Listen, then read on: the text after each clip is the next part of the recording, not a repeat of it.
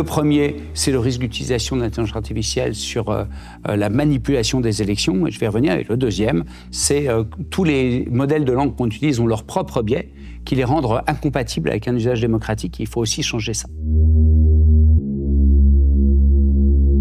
Alors, en ce qui concerne la désinformation, la situation de 2024 est très particulière. On se retrouve à la conjonction d'une guerre informationnelle qui est d'une intensité phénoménale, mais phénoménale. Aujourd'hui, l'état de guerre en Europe avec l'Ukraine, qui est envahie par la Russie, crée en fait des attaques russes notamment, mais pas que russes, aussi chinoises et aussi d'autres pays, sur l'information sur le territoire français, qui dépasse tout ce qu'on peut imaginer. On a vu récemment d'ailleurs des premières choses. Et il faut bien comprendre qu'en Europe, la France est le maillon faible. Et donc, tous les efforts se concentrent sur la France. Donc, c'est des manipulations des médias traditionnels, des logiques digitales d'une perversité énorme. C'est le fait d'envoyer des migrants dont le billet a été payé de façon à déstabiliser les pays. Le but n'est pas de favoriser telle ou telle chose. Le but est de déstabiliser et de délégitimer la démocratie.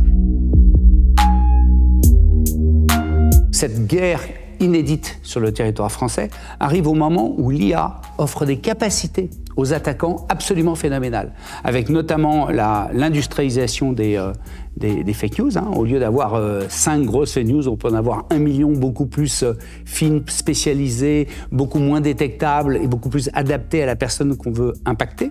Mais également les deepfakes, c'est-à-dire ces fausses vidéos sur lesquelles l'être humain n'est pas habitué. En fait, la population n'est pas habituée à décrypter les deepfakes et donc qui sont pris comme argent comptant. Les impacts sont colossaux. Là, en Slovaquie, au mois de novembre, une élection nationale a été changée la veille du scrutin par un deepfake qui a été vraiment causé comme étant venant de Russie et qui montrait un des candidats en train de dire qu'il allait augmenter la taxe sur la bière pour gagner plus d'argent. En une semaine, non seulement le candidat pro-russe a été élu, mais la Slovaquie a arrêté son soutien à l'Ukraine. Donc l'impact monumental. Il n'y a pas une élection, les primaires américaines, les élections au Pakistan, les élections en Indonésie, qui n'est pas manipulée. Les élections européennes arrivent maintenant dans quelques semaines. Ces élections sont extrêmement fragiles et vont être les plus manipulées de l'histoire des élections européennes. Dans la culture française du débat, dans la culture française de la suspicion, dans la culture française du non-alignement, on a tout un terreau qui crée extrêmement d'espace pour un contre-pouvoir. Et c'est ce qui rend le fait qu'en Europe, le plus gros pays européen qui est très fragile, c'est la France.